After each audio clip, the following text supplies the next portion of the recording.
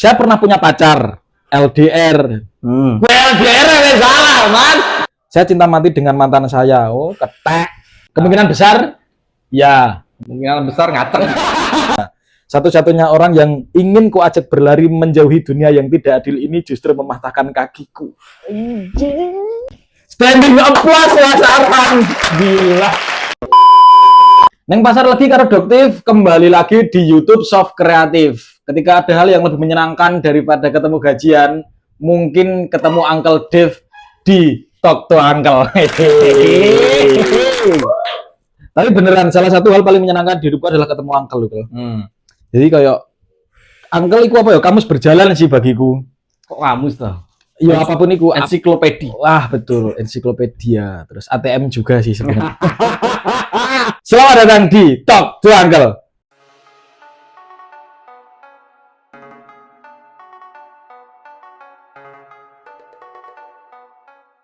Pertanyaan sudah masuk di Instagram saya yang perlu Uncle jawab. Pertanyaan pertama ini mungkin masih agak kroco-kroco lah sebelum pertanyaan-pertanyaan sinting. Jadi kurvanya nanti akan naik. Oke. Mas pilih stay karo wong sing mbok senengi apa sing seneng kowe jare? Pertanyaan klasik tapi mungkin membingungkan banyak orang. Kita sederhanakan pertanyaannya. Berarti dia lebih milih dicintai atau memilih mencintai? Betul. Ini pertanyaan dari siapa? Disebutkan. Pertanyaan dari Intan Second. Cewek ya? Second pre-love, Mbak. Second branded atau second naul-naul? Berarti mungkin maksudnya second account ya. Oh. Tapi nek second tok kan aku dari sini kayak penafsiran ganda, Mbak. Kita jawab ya. Ya. Intan bertanya, lebih memilih dicintai atau memilih mencintai? Betul. Kedua-duanya itu sama-sama mengandung tai, Mas Dio. Tapi kalau Uncle bukan di situ, Mas Dio. Tapi Uncle pilih untuk bukan dicintai atau mencintai. Tapi untuk memilih. Itu jawabannya sebenarnya. iki aku jadi kurang ngerti jujur iki, Mas. Jadi, entah misal Mas Dio ya, kasusnya, Mbak Intan tadi ya. Mbak Intan dicintai atau mencintai, itu menurutku nggak terlalu penting. Yang penting adalah Mbak Intan sudah memilih. Oke. Dan kamu, Mbak Intan, harus tetap bertahan sama pilihanmu. Oke. Poinnya bukan mencintai atau dicintai, tapi tentang poin untuk memilih. Dan bertanggung jawab atas pilihan iku, Ya, Mbak. betul. Anjay. Karena setiap pilihan itu pasti ada background di baliknya. Berarti kalau aku tangkap sih Mbak Intan sebenarnya sudah punya pasangan yang mencintai dia. Tapi dia mencintai orang lain. Tan Intan, terlalu tan. Apapun itu Mbak Intan, kamu harus fokus sama pilihanmu menurutku. Karena hidup kalau cuma kita berputar sama mencintai dan dicintai itu sama kayak kita bertanya-tanya lebih duluan telur atau ayam. Iya sih. Klise banget. Enggak terlalu penting menurutku. Yang penting adalah pilihanmu. Kamu udah memilih sama yang pertama ini, ya sudah. Apalagi kamu cewek. Kalau cewek itu harusnya sih lebih milih dicintai. Wow. Beda kalau cowok. Dia dominan harusnya. Dia harus mencintai. Kalau emang Uncle harus tetap suruh milih itu, ya Uncle akan milih untuk mencintai. Betul. Karena Uncle cowok. Cowok yang kuat. Hanya cowok lemah yang mau dicintai. Oke, kan milih terus kue konsekuensi atas pilihanmu ngono tok wae. Ya, ini pilihannya. Pertanyaan kedua datang dari Deviva_05. Mas, aku ada setahun setengah. Piye menurutmu, Mas? Mbak Devi, sebenarnya itu pertanyaan bukan ke saya sih, Tapi ke pakarnya. Tapi mungkin dari kacamata aku kan sudah biasa lah, Ya. mungkin ya penjaringan atau seleksi dan lain-lain. Tapi mungkin kan Uncle punya sudut pandang yang lain untuk memandang HTS. Apa ini dialami Mbak Devi iki 1 tahun setengah. 1 tahun setengah HTS. HTS yang mana yo jenenge HTS gak ngerti iki meh dilanjut ning di iki sebenarnya progres apa enggak hubungan iki enggak ada yang tahu sebenarnya. Mungkin terjebak di rasa nyaman dan lain-lain. Kok ngono iku sih. Kalau zaman Uncle nggak ada namanya HTS. Dulu apa? TTM. Teman tapi memeluk, teman tapi mencium. Ya itu masalah zaman sih. Itu cuma nanti akan muncul istilah lain lagi pasti. Tapi TTM, kalau HTS sama aja lah. tapi kalau misal dua orang ini mereka terhubung di dalam satu relationship, tapi kayak emang nggak ada status, kita itu nggak pacaran tapi ikatan emosionalnya kuat. Tapi yo piye, kita nggak bisa kemana-mana karena kita cinta tapi yo gak ada status, tapi yo piye ngono. Bingung nih HTS iku. Nah, tapi kalau kamu memandangnya dengan cara piye? Kalau Uncle sih mikirnya ya ngapain kamu lakuin itu? Kenapa harus melakukan itu? Kenapa nggak jadian? Nggak cocok, putus, selesai. Jadian, cocok, lanjut. Kan sama-sama enak juga, nggak membuang waktu 1,5 tahun tanpa status. Bayangin tuh coba. Masalahnya kita nggak tahu masalah yang dialami Mbak Diva ki apa, wah gak lengkap ceritanya yo. Mesti Mungkin dia mungkin dia mau fokus, apa cowoknya mau fokus ke sesuatu. Terus dia memutuskan HTS saja. yes. Iya, Biasanya gimana sih Mas? Di aku sih nggak terlalu paham. biasanya tuh sebenarnya sing cewek pengen punya status karena kan cewek kan perlu apa ya namanya validasi. Nek cowoknya kebanyakan ya nggak semua tapi kebanyakan cowok itu kayak ya tadi penjaringan aja seleksi. Jadi kita sebenarnya punya HTS itu nggak cuma satu. Biasanya ya nggak kabeh ya. Kenapa nggak memilih untuk punya pacar lebih dari satu? Karena ikut terlalu berat ya konsekuensi nih. Nek HTS kayak dalam tanda kutip buahnya gampang. Menurutku orang yang memilih HTS itu orang yang penakut. Takut akan komitmen.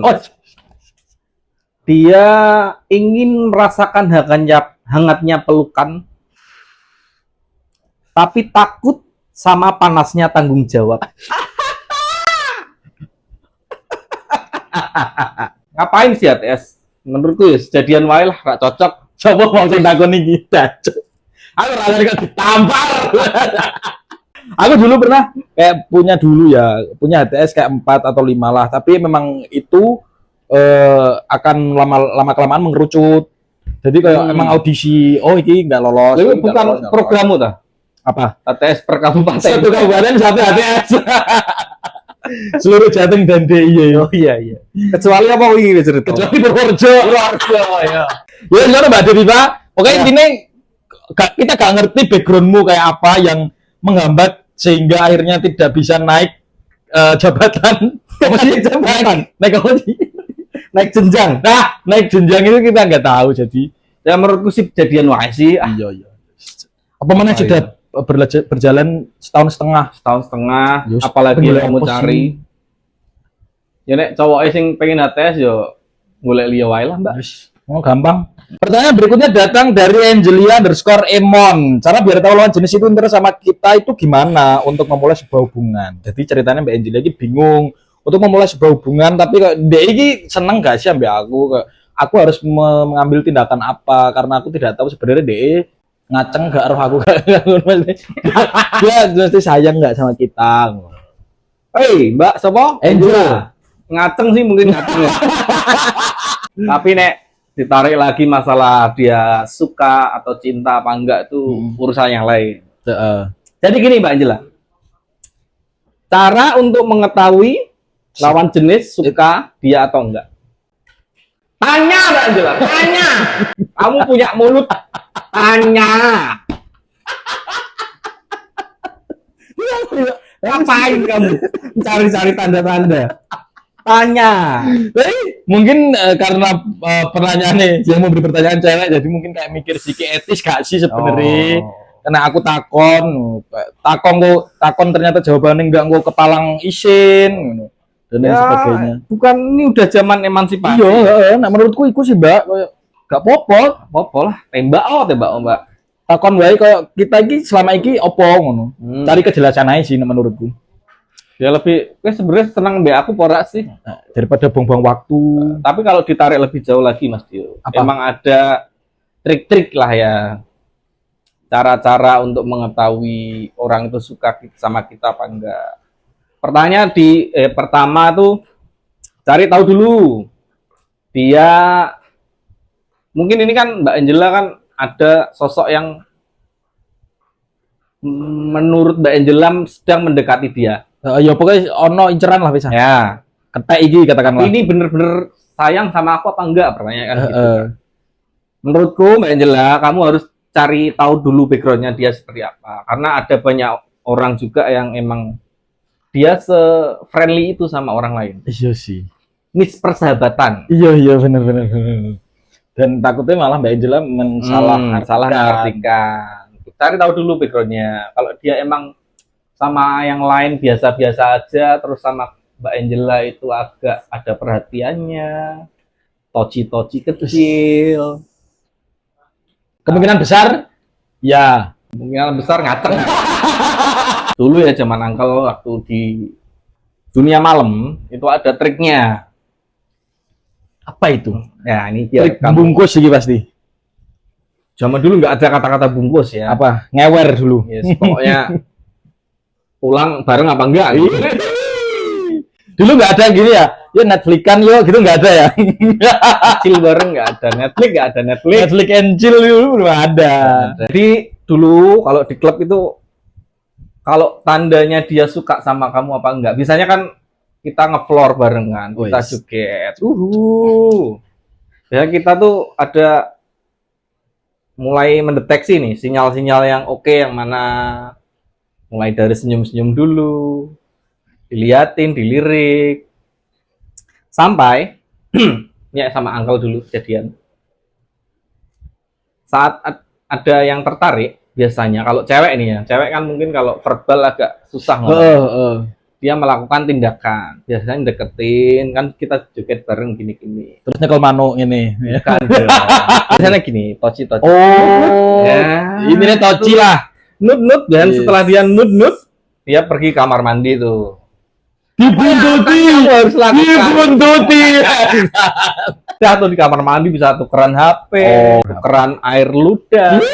Itu pengalaman Uncle aja kayak gitu. Kalau di klub dulu di dunia malam kayak gitu biasanya. Caranya untuk mengetahui dia suka apa enggak. Jadi buat Mbak Angel pokoknya cari tahu lebih dalam aja lah. Karakternya kok. Cari tahu dulu sekarang soalnya udah makin anak-anak muda sekarang gimana ya? Mungkin karena terlalu banyak pilihan ya. Iya sih bener. Karena di medsos, di segala macam kan sekarang banyak. Aku lagi dideketin ini, tapi di medsos aku punya temen yang sering curhat sama aku. Lumayan oke juga. Oke juga ada. Dan itu nggak mungkin nggak. Kalau Mbak Angela cantik mungkin nggak satu atau dua itu pasti. Ya beberapa pasti itu. Cari tahu lah intinya lah. Cari tahu dulu. Dia persahabatan. Kalau persahabatan mending tanya.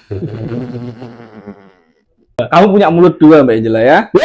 Atas bawah. Oh iya bener, bibir kan Bibir, dua. bibir Atas, bibir bawah. Tapi kok ambigu. Pertanyaan selanjutnya datang dari Mas Arhan, dia curhat. Saya pernah punya anjing. Saya pernah punya pacar LDR. LDR yang salah, Mas. Ngapain ya orang LDR? Tapi sudah hampir setahun putus. Kita Iya, putus karena ternyata dia sudah punya pacar dan sudah menjalin living together dengan pacarnya selama 5 tahun. Pacaran kan LDR gitu. Pacarnya LDR. Terus dia si cewek living together sama orang. Karena jauh jadi nggak ketahuan living Oh. together sama pacare. Dalam kurung ternyata saya selingkuhannya.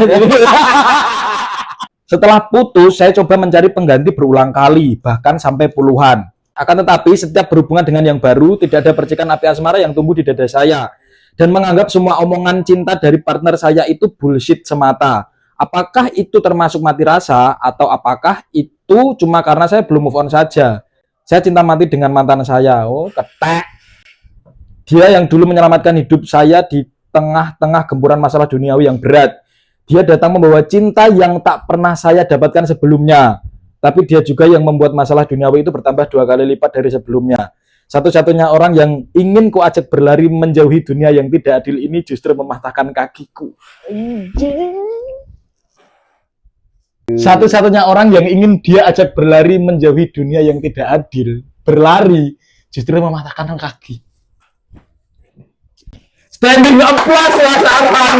Gila. I'm sorry to hear that, dude. Mas Arhan, pertama, dunia emang nggak adil. Nggak ada dunia adil. Anjing. Nggak ada dunia ideal, dunia adil itu nggak ada. Untuk masalah Mas Arhan, apakah kenapa dia sudah mencari pengganti selama puluhan kali atau beberapa kali itu? Kenapa tidak ada tumbuh kayak istilah kembang api lah di dadanya lah? Kita bedah satu-satu ya. Pertama itu, poin pertama LDR. Menurutku, itu aja kamu sudah salah, Mas Arhan. LDR salah dengan lek jauh sih, rarti ya. Karena sehangat-hangatnya kita chatan sama orang pasti akan kalah sama hangatnya pelukan yang ada di dekat kita. Anjing, setan. Aku ya bisa kayak gue Mas Arhan. Kalah karo sing ketemu bedino. Ayo. Living together meneh. Ternyata pacarnya kumpul kebo. Anjing. Yang selalu tanya, sudah makan belum? Akan kalah sama yang ngajak makan. Yuk, makan. Itu sudah hukum alam. Jadi menurutku LDR sih ya akan worth it. Nggak tahu ya, mungkin ada yang worth it juga karena emang orang yang tepat. Mungkin ada tapi 1000 banding 1 menurutku. Ya. Menurutku sih nggak ada. Bingung iki kok kenapa aku gak seneng iso seneng karo wong, apakah mati rasa atau emang belum move on saja karena dia cintaiku karo mantan. Secinta itu sama dia ya. Menurutku sih itu emang akan terjadi. Maksudnya? Karena sebelumnya kan dia emang dia merasa diselingkuhi, tapi sebenarnya Mas Arhan lah selingkuhannya. Ya kan? Jadi menurutku Mas Arhan masih ada satu hal yang belum selesai dalam dirinya. Ya dia masih memendam itu. Dia cinta berarti. Bukan cinta, dia pasti belum selesai aja. Ya entah itu rasa marah atau apa. Dia merasa itu plot twist sekali kan. Ternyata aku selingkuhannya. Apa meneh di latar belakangnya dia cinta mati karo mantan ibu pada saat itu. Mendapat pertolongan, nggak tahu nafas buatan apa. Kayak dia menyelamatkan hidupnya lah pada saat. Gila sih. Menurut Uncle harus hati-hatinya orang bermain cinta. Semakin besar rasa cinta yang ada, semakin besar pula kemungkinan kamu terlukanya. Semakin besar pula kalau kamu kehilangan, kamu akan merasa sangat-sangat kehilangan. Semakin besar pula saat dia tidak lagi ada, kamu akan merasa aku harus mencarinya. Dan kamu memulai hubungan lagi dengan orang lain itu cuma pelarian. Itu masalahnya. Kamu belum selesai sama si dia, tapi kamu sudah memulai hubungan lagi sama orang lain. Itu juga salah. Itu salah. Salah dong. Harusnya selesaiin dulu. Kamu selesai dulu sama dia, entah itu mati rasa atau apa. Menurutku sih kalau mati rasa orang nggak ada ya. Zombie mungkin kalau mati. Berarti kalau Mas Arhan tanya apakah saya mati rasa, sebenarnya enggak. Dia rasanya jeneng mantane kan. Entah Dia itu masih- rasa apa, marah kek, jengkel. Ya menurutku sih temuin aja, selesaiin. Mungkin dia ada. Oh jangan ya menurutku. Ngapain? Nek ketemu tambah cinta deh. Tidak dong. Ketemu bertiga. Oh karo bojone, karo pacare iku. Iya, selesaiin. Paling enggak dia curhat sama si cowoknya si Mas Arhan. Mas, dulu aku pernah pacaran juga sama pacarmu. Oh udah pernah, mereka udah pernah teleponan. Udah pernah teleponan.